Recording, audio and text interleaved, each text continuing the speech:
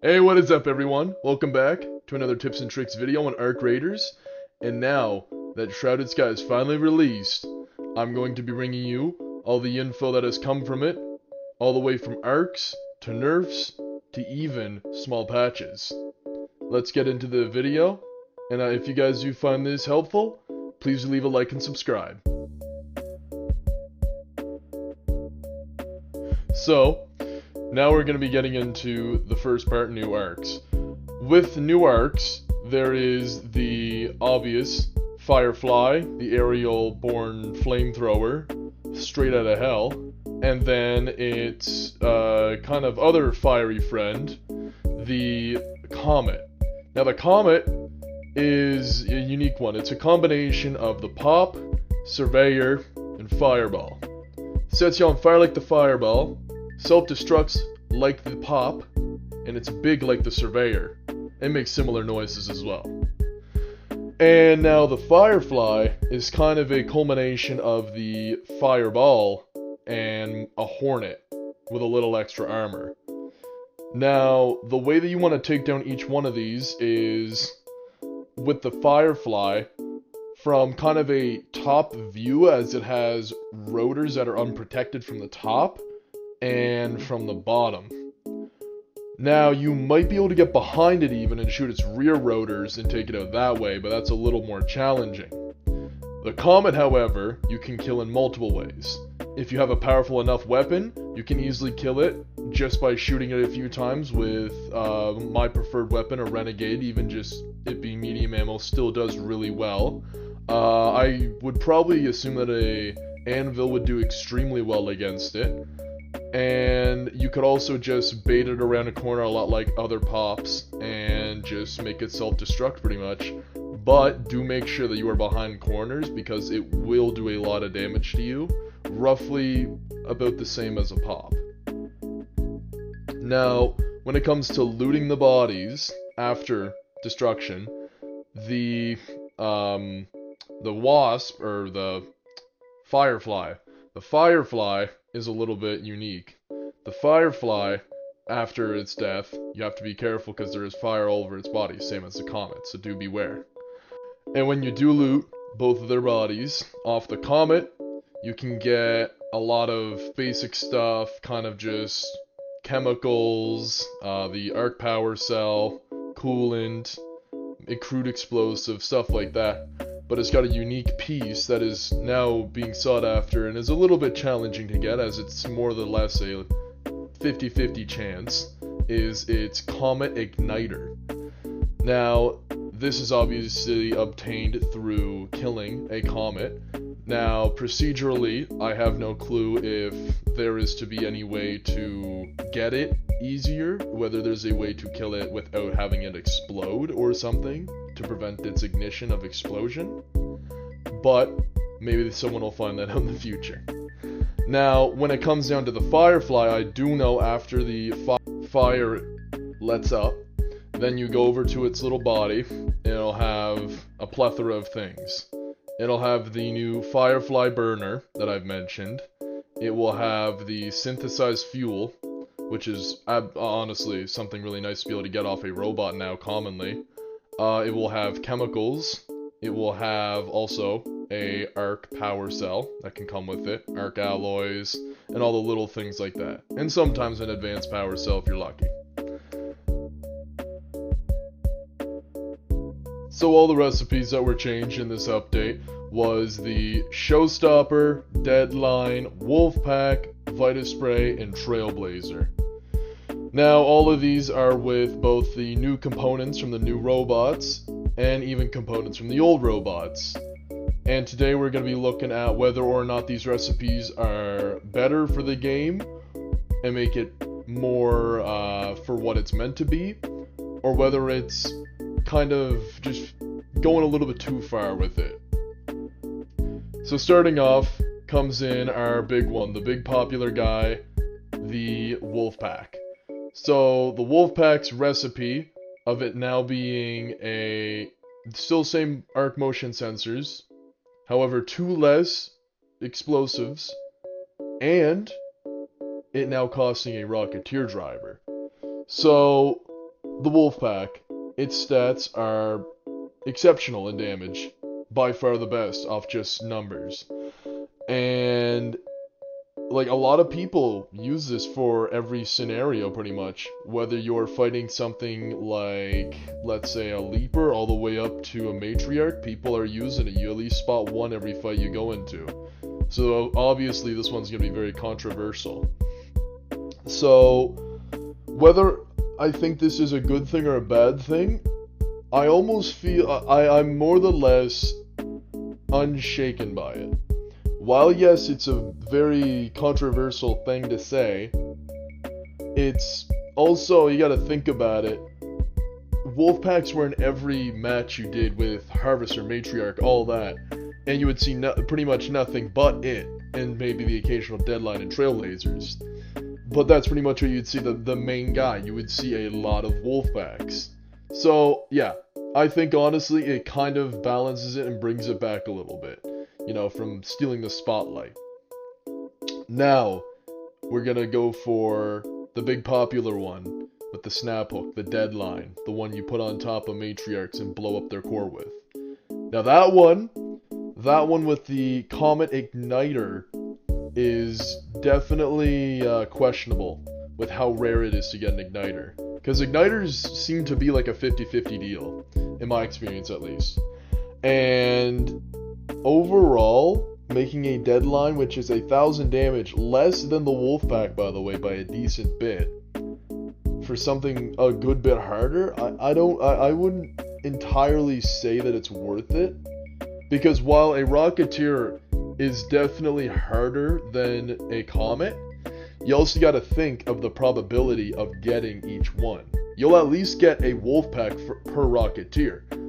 A Comet, you might have to kill, depending on your luck, anywhere from 1 all the way up to 5 before you even get a Deadline. So I think the Deadline is not exactly in a good spot with its crafting recipe. Yes, it's been changed around to be a little more manageable on its cost and the other factors. However, I'm not entirely sure if that's going to really save it from the doom that it is in with the Igniter. Now, the Showstopper. This one was very interesting to see them at least change. I didn't think they'd be honestly changing this, if I'm going to be quite honest with you. The Showstopper, being the stun grenade, now is costing a Hornet driver. However, it is also swapping out the advanced electrical components for now just normal electrical parts and a voltage converter, which is debatable on whether a voltage converter is easier to get or harder to get than the advanced electronics. It really depends on how you played the game. The Showstopper wasn't really seen a whole lot. Making it kind of use Hornet parts is definitely a big change. I used it a good bit on Stella Montes, and I will say it was very good, and I always brought a good handful on my streams that I've done. And I'd say, yeah, it's pretty good against, well, primarily Arc, and occasionally Raiders for that 2-second stun. But, yeah, overall, I'd say it might be a little bit overkill with the Showstopper. Should have probably made it like the Hornet driver and electrical parts. Remove the voltage converter, and I'd say you have it balanced. Now, the Trailblazer. This one's a little bit iffy, because it's not just all the parts that it is to make it, but rather how the parts to make it have been easier to find now.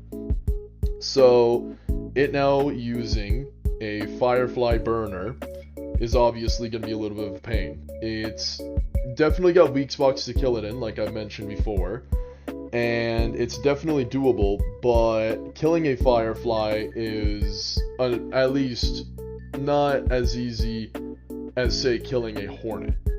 It's definitely got a good bit more challenge to it. It's got way smarter AI than a Fireball and doesn't just sit there shooting the flames in one direction. However, you could take it down with 2, Seeker grenades. So there is that. The factor that now they also drop the synthesized fuel is interesting, because synthesized fuel you would have to find either luckily in industrial areas, or you would have to buy from Celeste, and you would have a daily cooldown on how many you could buy, being I think 3 or 5. So that was definitely not cool either, having to be only limited by Celeste or the game itself with looting. Now you can guarantee yourself one by killing the set of fireflies. So, and also with it now being just crude explosives and not an explosive compound, trailblazers I could definitely see being used a lot more with how cheap they've gotten. Not using explosive compound, the synthesized fuel now being more common, and fireflies probably going to be getting farmed up for their fuel and the burner to make trailblazers. And yeah, I'd say honestly, that is, I like it more than the last recipe with synthesized fuel and explosive compound. Like prior to the update for making synthesized fuel easier to find. So I'd say they did good. This is a good one. So, there's a good few weapons that have been changed around. A lot of you might have seen that the list of them is pretty grand compared to all the other nerfs and patches they've done for guns. This consists of the Venator, Kettle, Stitcher, Aphelion, and, sadly, my favorite gun, the Jupiter. However, it isn't actually sad. It's buffs and nerfs. So, starting off, we'll go for the Stitcher, my old favorite.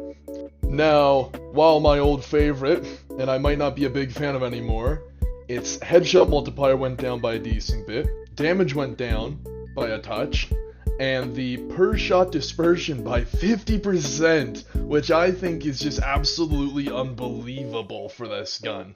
Now, mind you, it is also believable because it's a gray and meant to be a gray, so I can see Embark's point on why they nerfed it to where it is. Whether it holds up in the meta or not, I still think it does, but that's because dispersion can be easily controlled by a good compensator. Now the Kettle.